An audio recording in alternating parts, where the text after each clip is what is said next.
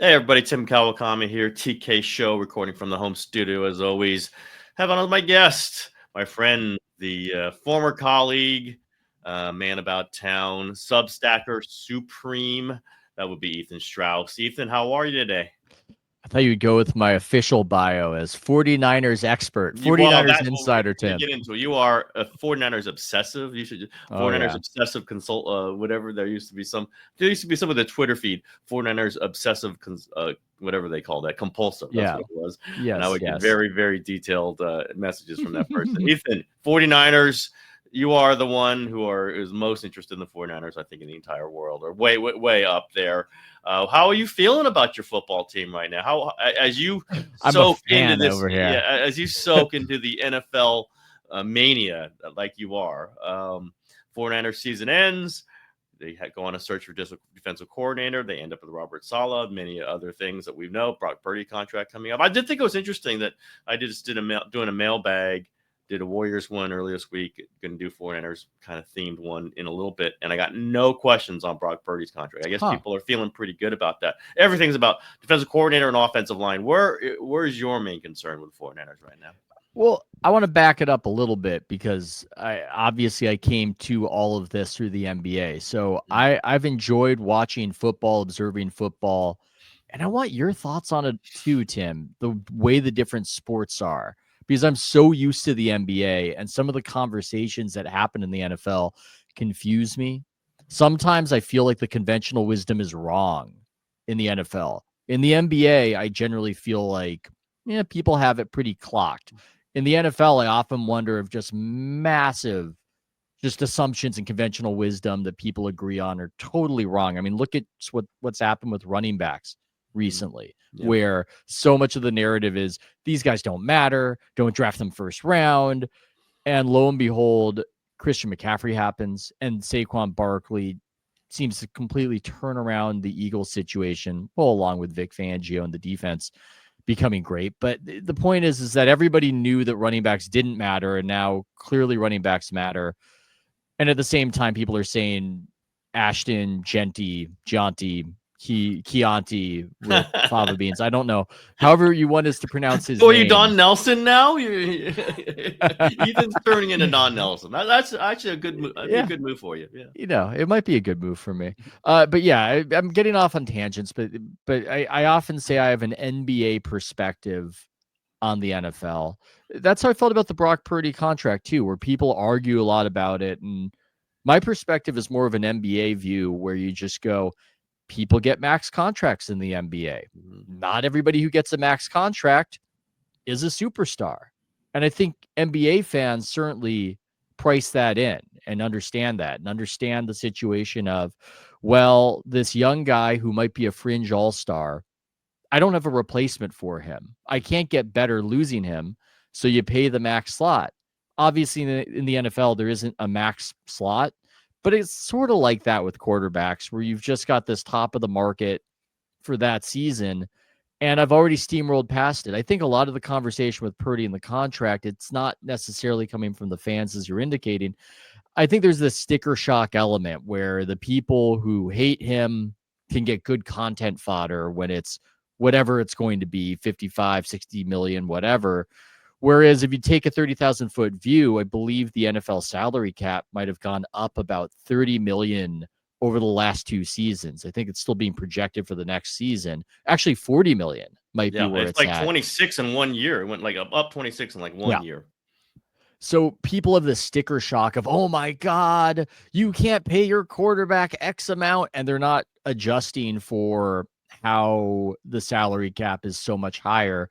And then it just gets back to this other eternal Brock Purdy conversation of, I don't think this guy is good, some people say, because of where he was drafted or because of what they observed. And he gave this just season that's so much fodder in a Rorschach test where the numbers, the advanced numbers would say seventh in QBR, would say fourth in EPA.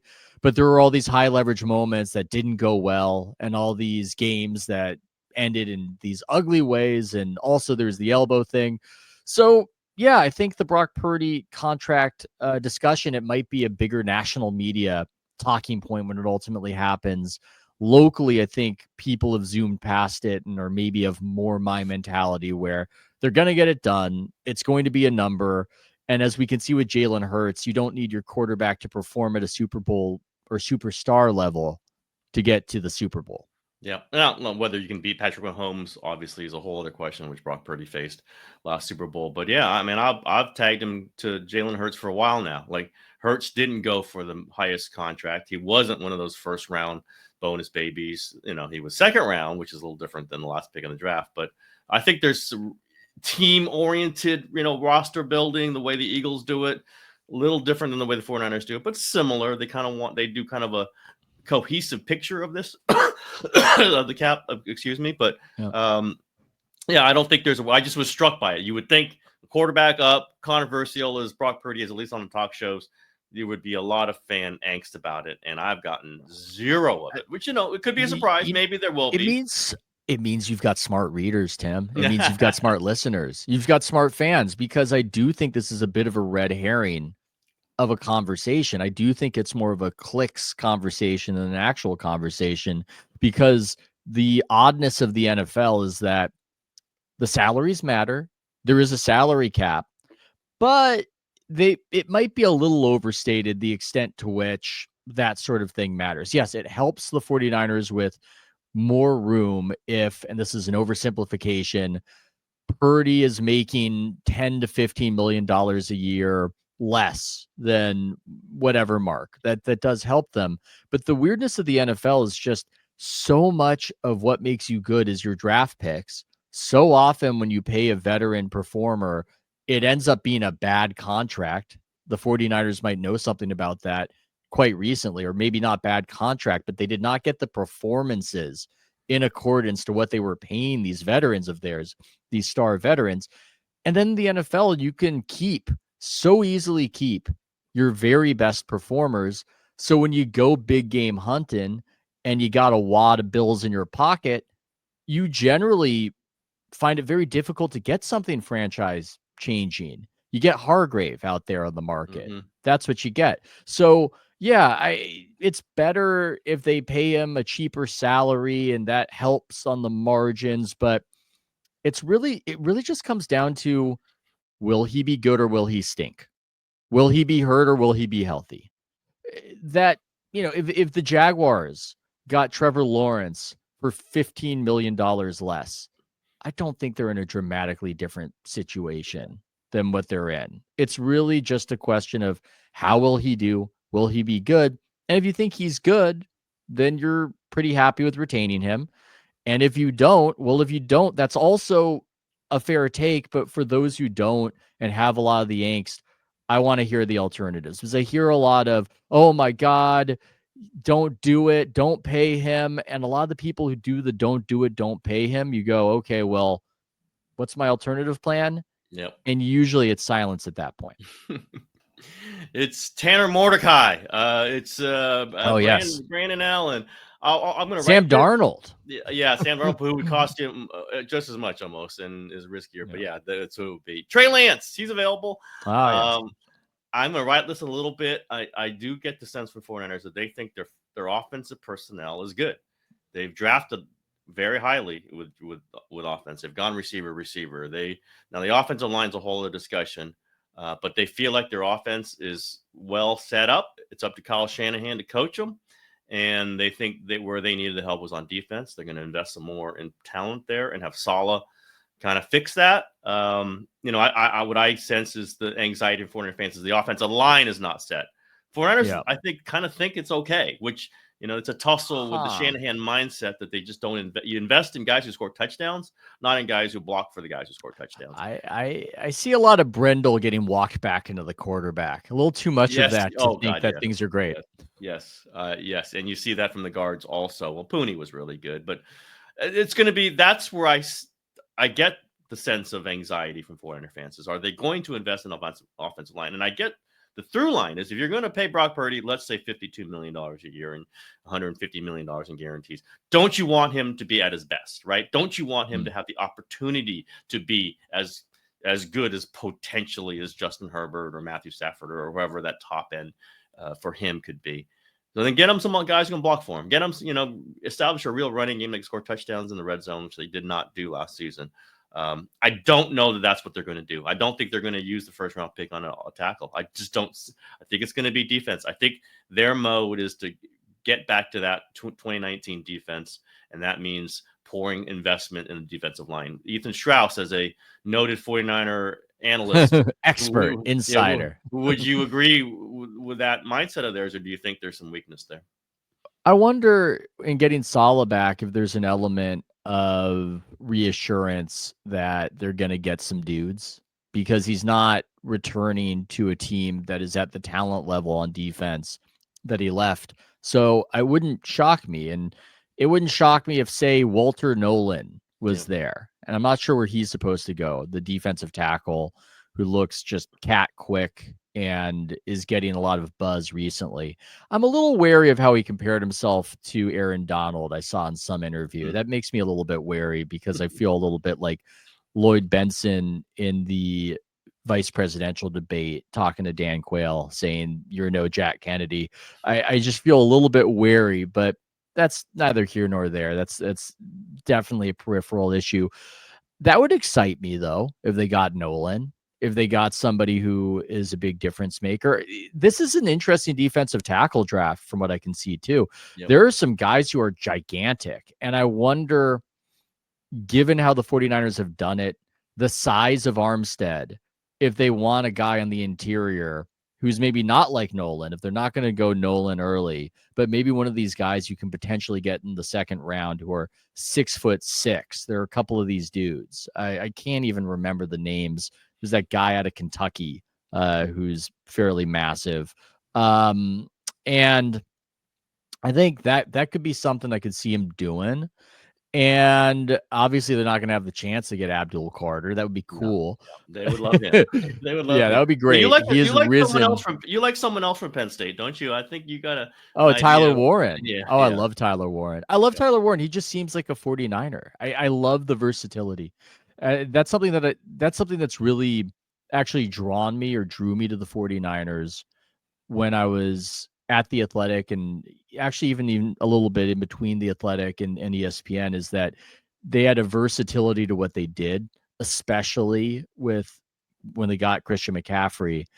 And I like that Tyler Warren can not only help as a tight end, and he's massive for a tight end, so help as a blocker, maybe help with some of the protection issues that they want, but he can play other positions in a pinch. He can play fullback, for instance, and maybe get more out of the gains. It certainly looks like it than Juice can get. He looks like Gronk out there on some of these passes in the flats. I love that player. I don't know if he's a surefire thing like Brock Bowers was, but I think tight end is one of the most important positions. And this gets back to what I was saying earlier, that some of the conventional wisdoms of football, I question it. I wonder about it. I wonder about wide receivers getting paid twice as much as tight ends when so many of these teams that end up going to the Super Bowl have great tight ends.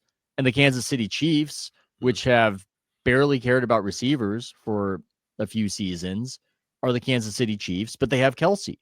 So I know they've got Kittle, but I think it's a miracle Kittle was, for the most part, healthy last season. I think it would be really cool if they had a double tight end attack when both are healthy. That would seem to perhaps optimize what Brock Purdy does well with the intermediate throws across the middle of the field. I would not be sad about that pick. I would almost list him as maybe my safety school because it's expected he will be there. Some mocks have him higher, but I would not be mad at that. I know people would say that's a luxury, but it just fits them so well. And he seems like such a smart player. Would not be mad about that selection. And you would have your eventual replacement for Kittle, right? I mean, you don't always draft for eventual replacement, but you would have that. What I like about Warren is he scores touchdowns. I think 8 for Penn State, but some of them are really tough catches. And I think you need that with Purdy because he's not going to be really throwing guys to wide open. That's not his, in the red zone, it's tougher. He needs guys who go up and get it. That's why Ayuk was so good for him. Debo, not so good at that. I do think 11 is high for that. I would understand if they do, and that goes against my general sense. I think they have enough weaponry. They think they've invested enough money in the offense, but Tyler Warren would be a special case if you future replacement for Kittle, potential sort of replacement for Juszczyk, even if you keep Juszczyk, and a guy who can score touchdowns for the quarterback. Hard to argue with that. We'll see how the push-pull goes on that. We'll see how he tests. If there isn't, I think they take him over an offensive tackle. I do think that. But unless Will Campbell falls, I feel like if there's something crazy like that happens, absolutely. Then I don't expect that to happen, but I think that there are probably maybe one or two tackles that you list and go, if they fall to here, then we go with those guys. I know so many people who root for the Niners want them to address the O-line issues. You just always have that, you've got that problem of at that selection spot, are you really getting that replacement? That's what they've defended. They've defended themselves in these interviews about how, well, we haven't addressed O-line because when you're drafting 30 or wherever they're drafting in the past, you're just not getting the difference maker. And I think that's a compelling argument, even if maybe there are guys they could have gotten. I'm wary of a reach. I'm wary of positional need reaches. And this goes back to the NBA mentality where my thought process when you've got an NBA lottery pick is just get the guy who's going to make an impact. Just do that. I would even be forgiving of Genty, whatever we're saying. Genty. So difficult for me. I just want to say it phonetically. I would be forgiving of Genty, even if that's a luxury pick in many ways, and it could be criticized, obviously, just because somebody could defend to me and say, that's an impact player. That's somebody the defensive coordinator is up at night, scared about, scheming against, and somebody who might open things up for you because you might not trust that McCaffrey is ever going to be himself again. Even that selection. But I think the other point of the Genty situation is that the Niners might have an advantageous trade down spot if some of these teams are running back hungry, and specifically that guy enamored. I know the Cowboys, people talk about that. So if somebody wants to snake the Cowboys, maybe the 49ers could facilitate a great trade down option and get a good deal. So that's another thing. We're a ways away, but it's fun from the following 49ers perspective to have one of these picks in the top 15 versus at the end of the first round where it's who the hell knows. Or they don't have the pick, which they didn't have for a couple of years because they traded them all for Trey Lance. That as well. And also that's why we'll end the 49er discussion here unless Ethan wants to continue. But it's why you don't move off. I know you could. That's why you don't move off of Brock Purdy, in my opinion, because if you don't have Brock Purdy, the last time they were searching for a quarterback, they traded 3 first-round picks to take Trey Lance. You don't want to get in that position. It just needs to be a rule, Tim. It needs to be a rule for the 49ers content creator community. You have to tell me what is happening instead and stick with it. So we can laugh at some of the options too that get paraded about. And it's weird. There's a weird aspect to some of the media coverage of it where it's so easy to say, get this guy out of here, not worth the money. It's not so easy to say what you should do instead. It reminds me of all-star selections in the NBA where people lament, like, what? This is a snub. This is ridiculous that this guy didn't make the all-star team. And you go, well, who do you want off the all-star team?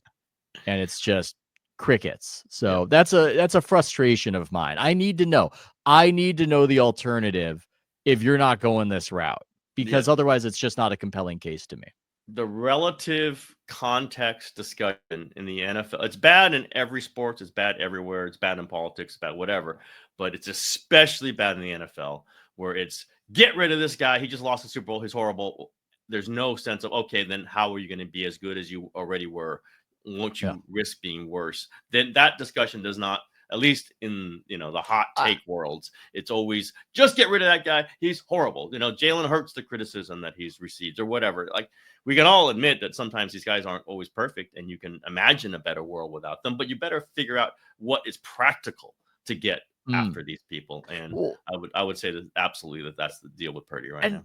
And the last thing I'll say before we transition to something else is that people get very much stuck on my quarterback needs to beat their quarterback. Like, he needs to be like Josh Allen and Patrick Mahomes. Josh Allen, by the way, that's a whole other conversation. Yeah, He's the second best quarterback, but situationally, I do think there's this weird media protection sometimes, but that's a different conversation. I think it's weird that he told the offensive line to all jump to the left, and the right guard was looking back at him like, "What are you doing, dude?" on the biggest play of his life. But this is a whole other conversation.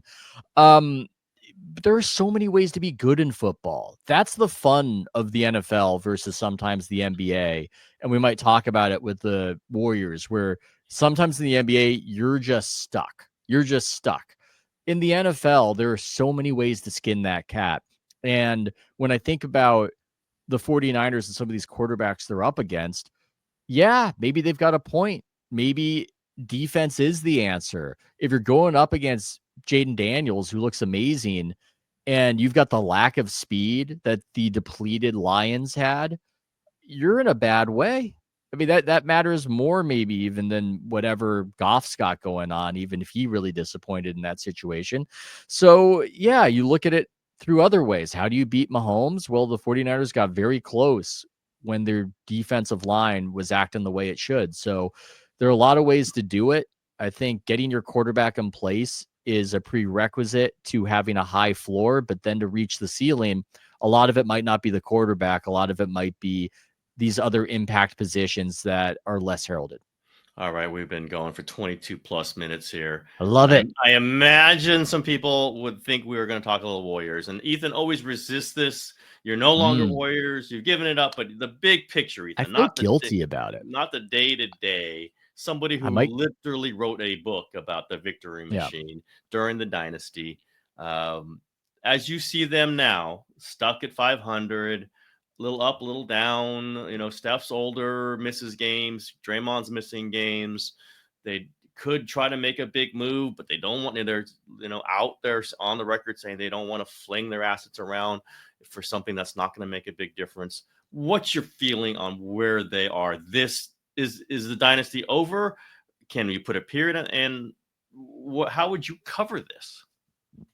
Man, so one of the reasons why I don't tend to talk about the Warriors is I feel guilty. I feel this weird sense, Tim, of I'm not in it like I was.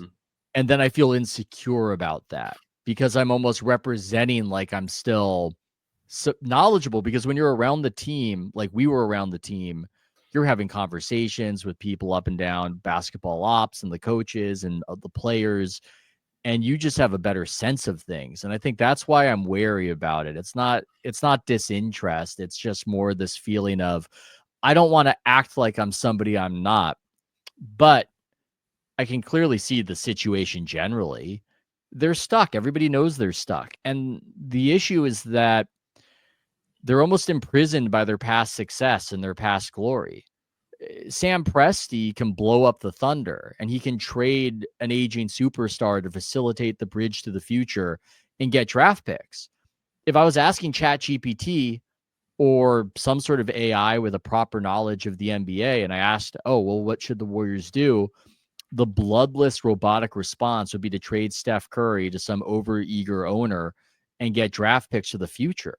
But the problem is we're human beings, and Steph Curry is arguably the most beloved athlete in this region's history and has won all these championships, unlike the players on the Thunder. And so even if that might be what makes sense superficially, nobody has the stomach or heart to want to do it. And that's part of why they're stuck. And I'm not sure how to get them out of that trap. I realize there's a lot of frustration about how the team has handled things. And I understand that the draft picks didn't hit, though I'm forgiving about the COVID draft resulting in Wiseman. That was a draft that was like Russian roulette, only you're playing it with 5 bullets instead of 1. That was not a great draft. And yeah, maybe they should have gotten LaMelo, but I don't know. There's a lot of questions there still, despite his talent and the all-star votes. The situation that team's in is not exactly amazing. So I just look at it as I have sympathy for the team's position, that they're not trying to make a big move right now, and they're trying to almost wait out the end or wait for their moment. I think they're stuck. I think it's a condition of having this core age. And I think that they're, again, imprisoned by their past success. I'd extend that to Kerr. I'm not saying that Kerr deserves to be fired. I'm just saying that a different team could shake things up by firing the coach, and it wouldn't be a thing like it would be here, where you're firing the guy that's won all these championships. There are options the Warriors cannot explore, is what I'm saying, that other teams can explore. And so it just makes sense for them to wait it out. And I think that waiting and that purgatory is something the fans right now are mired in. And I get why they don't like it, because I don't like it either. It's uncomfortable. It's the price of doing business when you've won 4 championships and have an all-time superstar in the middle of it. And I do think, I've said this, and you can tell me if I just like fans and critics and NBA observers are very, very critical of NBA superstars who are neurotic and need to always go search for the next thing. And you wrote a book largely about that. And that understandable. Maybe we all would act like that. I certainly have changed jobs. I'm not putting myself out of that, but it's just interesting that Warriors fans in particular praise Steph for not being neurotic, for staying the course. He could have said, I'm not, you draft me. I don't want you to draft me. To hell with you. I'm out of here. Trade me to the Knicks. Literally could have happened. In many other cases, it would have happened. He didn't, he stuck it out. The whole Monte Ellis thing, we could go through the whole thing. He stuck it out. He's been consistent. They've won with him. And now fans want him to act like a neurotic superstar and get himself out of here. It's not worth it. Steph shouldn't want to be there. And I just think this is part of the package when you have someone like this. Tim Duncan is the one Kerr always, refers to. There are other ones who just like, I want to be here. Dirk Nowitzki. I like, there was a time when the Warriors really wanted Dirk Nowitzki at the end of his, run there in Dallas. It's like, come over here. We'll win a championship with you. And he did not want to do it. And I think Steph is in a similar place. Will he always be in that place? I don't know, but like, there's this this fans like, please be neurotic like us. And Steph Curry, singular among many NBA players, superstars, certainly is not that guy. Ethan, you want to knock that down, or you want to back that up? I think that's a great way to put it. And it's funny, this period of time is not fun as a Warriors fan, but if Curry just plays out the next couple seasons and retires with nothing much happening, I think there's almost going to be an appreciation for him hanging it up after completing his whole career in one uniform. That's very rare in the NBA nowadays, and is an accomplishment unto itself. And so I think there would be an appreciation for it, but it also just feels as though we want to sim that, and we want to just catch up. We just want to fast forward to that point. That's the thing there. And there's a division, because a lot of fans feel the team should be maximizing what's left of him, because he's still, I don't know how we think about what he is. I think it was confounded by what he did in the Olympics and how he was so incredible, but he's not quite what he was. And you don't know what to expect of how much is left. You don't. So I just think a lot of the frustration is understandable, but I also just don't see it as so easy to get the requisite amount of talent around him to make this team competitive. When you see some of these teams loading up, the aforementioned Thunder, and how great they are and how talented they are, I mean, what are you going to do to even get within striking distance of that? You maybe had a window. There were maybe moves you could have made. They probably should have traded Kuminga earlier. But you're here now. And I don't see much you can do to improve the situation other than having amazing late draft hits. Like, there's just not a lot you can do. I think it actually does get to some of the frustrations with the NBA overall, where oftentimes you're stuck for years, and then you're just sitting through 82 games of stuck. A 500 season in the NFL is exciting, topsy-turvy drama. A 500 season in the NBA is the most dreary slog you can have. Yep. And that's why, there's ways to play it within that. If you missed the playoffs this year, as I've written, and fans got really mad at me, I don't think it's the worst thing in the world. Get the play in, lose like they did last year. They would have had the 14th pick last year. It was already meant to go. But you get the 11th pick this year. It's a good draft. See what happens. Use it as a trade chip, whatever. And you get one more year to this. Warriors fans don't want to hear it. I understand. But you have to play with what you have. And you make a panic move now for what? You give up your first-round pick for Nikola Vucevic. Are you going to beat, even Denver in a potential first-round match? Are you going to beat Memphis? Are you going to forget about OKC? That's the part where the reality sets in. So I get the pressure of this. I get fans being very antsy. I get it, but I think it's bordering to the irrational on some of this, that you have to work within the world. You can't work within a made up world. And if the dynasty is over, the dynasty is over. And then it becomes what Steph wants. And I don't know. Does he want to go to a team, go run for, the famous ring chase situation, and then not get it? And then what's he accomplished? Like, was he gonna go to the Boston Celtics? You can go to the Thunder? I don't know if that's kind of how he wants his career to end either.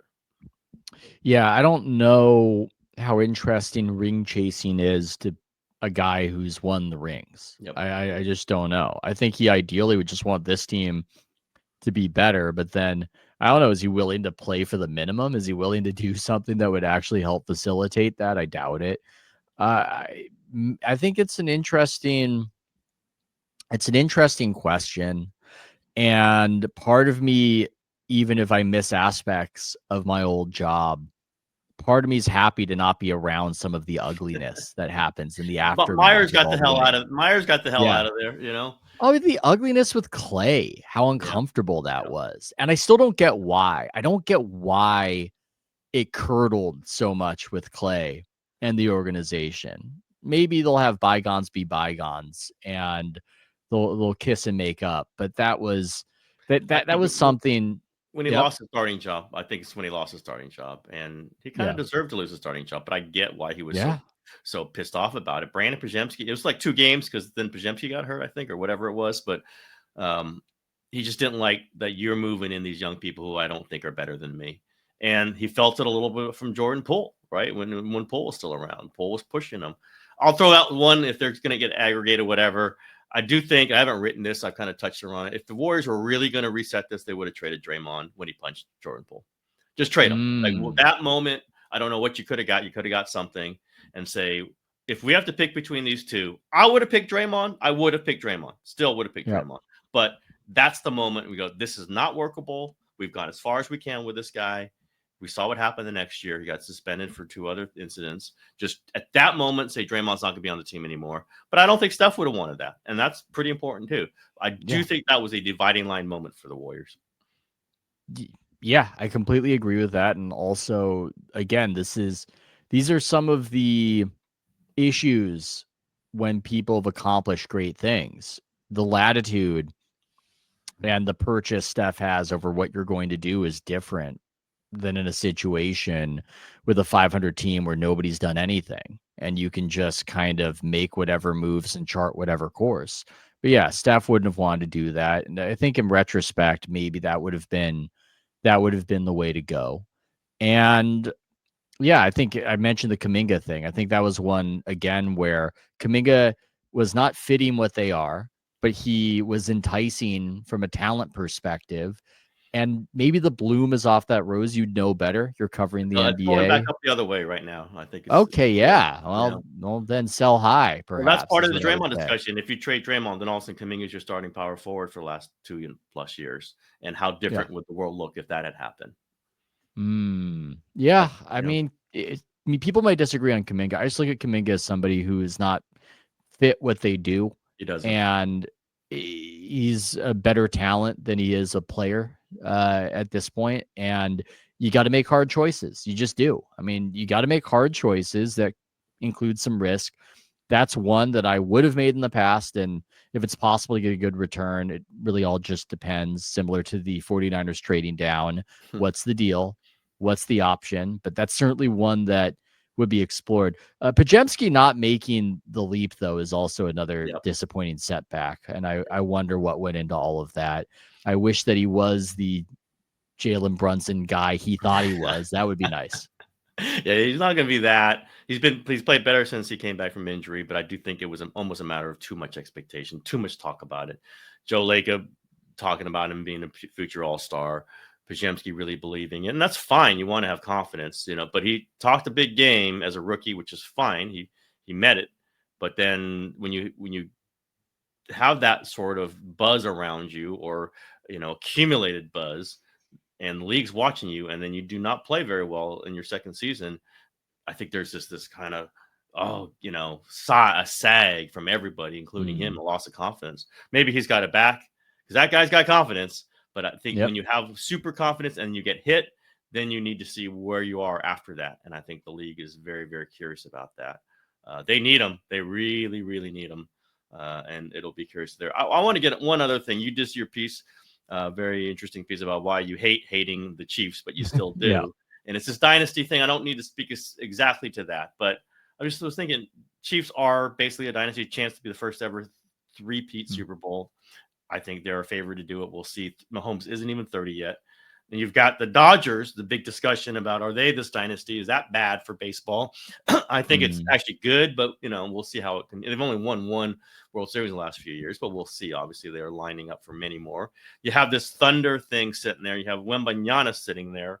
Are we looking at an era of dynasties? And is this a good thing, or good specific to what sport? What are your idea on what a dynastic kind of era would be like? Well, clearly it's better for baseball when the Diamondbacks are playing the Rangers in the World Series versus the Yankees against the Dodgers. I mean, I think that's clear. Everybody knows that. Well, that is something that I had Freddie DeBoer on. He's a writer who mostly covers politics and culture, but he feels the dynasties are bad. I disagree. I hate them. I have that feeling of fatigue and somebody needs to beat them, but people show up for that.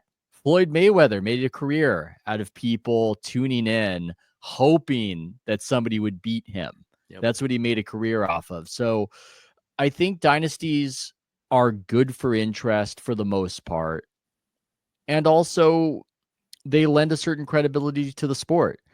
When football seems really random, then it's just hard to respect the outcomes. But when the Chiefs win, unless you're obsessed with the refs and those conspiracy theories, what are you to conclude but the team with the best quarterback, the best head coach, the best defensive coordinator, the best pass-catching tight end of all time, potentially, and maybe even the best special teams? There you go. That they won. The best defensive lineman of the era that this team won, and it makes complete sense because they're great and they do all the right things. They run their team in a way that I find to be so savvy, not overpaying for wide receivers, prioritizing a position like center that gets overlooked but matters.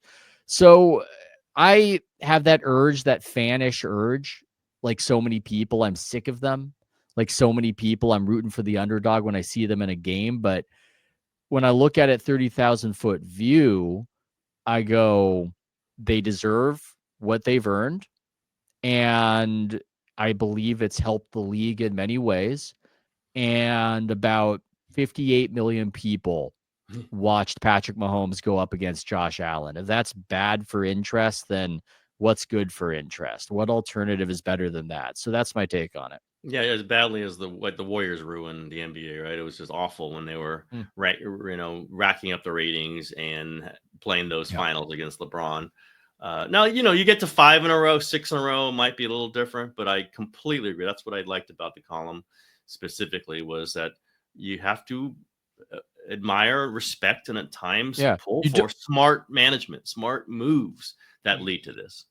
You don't have to like it. I do think you have to respect it. I don't like when some of these people in sports media are lecturing the fans and saying, you need to appreciate this, appreciate LeBron James, appreciate the Chiefs.